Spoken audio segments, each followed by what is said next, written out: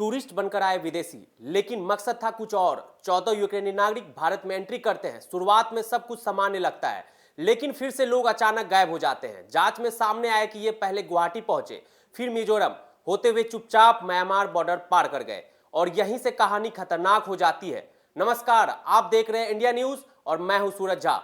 आज की खबर सीधे जुड़ी है भारत की सुरक्षा से, एक ऐसी साजिश से जिसने जांच एजेंसियों की नींद उड़ा दी है। सोचिए, कुछ विदेशी भारत आते हैं, वह भी टूरिस्ट वीजा पर। सब कुछ बिल्कुल सामान्य लगता है, लेकिन कुछ ही दिनों बाद वही लोग अचानक गायब हो जाते हैं, और फिर जो सच सामने आता है वो चौंकाने वाला है।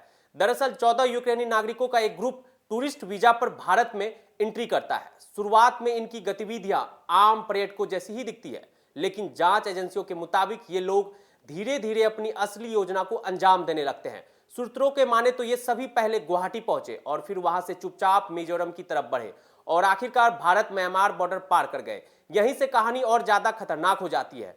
बताया जा रहा है कि म्यांमार पहुंचने के बाद ये विदेशी उन एथनिक आर्म्ड ग्रुप्स यानी ईएजी के संपर्क में आए जो भारत के खिलाफ गतिविधियों में शामिल बताए जा रहे हैं। सबसे बड़ा आरोप यह है कि इन विदेशियों ने ड्रोन से हमला करने की ट्रेनिंग दी, यानी टेक्नोलॉजी का इस्तेमाल कर भारत के अंदर अशांति फैलाने की साजिश रची जा रही थी। अब जरा इस केस का सबसे बड़ा ट्विस्ट सुनिए।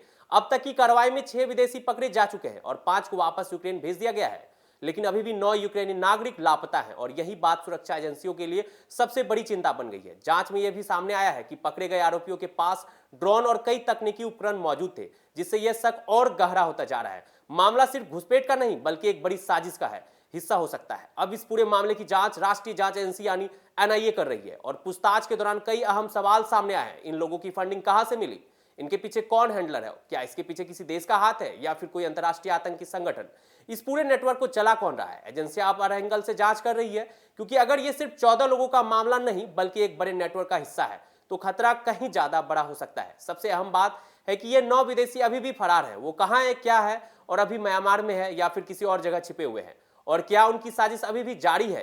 यही वजह है कि अब जांच एजेंसियों का पूरा फोकस इन 9 लोगों को जल्द से जल्द ढूंढने पे है, क्योंकि अगर ये समय रहते नहीं पकड़े गए तो ये देश की सुरक्षा के लिए बड़ा खतरा बन सकते हैं। फिलहाल एनआईए लगातार पूछताछ कर रही है और उम्मीद की जा रही है कि जल्द से जल्द इसे पूरे नेटवर्क का पर्दाफाश हो सके। लेकिन इस खबर से एक बार फिर से सवाल खड़ा कर दिया है कि क्या भारत के खिलाफ कोई अंतर्राष्ट्रीय साजिश रची जा रही है। आप इस पूरे मामले को कैसे देखते हैं? क्या ये एक बड़ा खतरा है? देखते रहे इंडिया न्यूज। नमस्कार।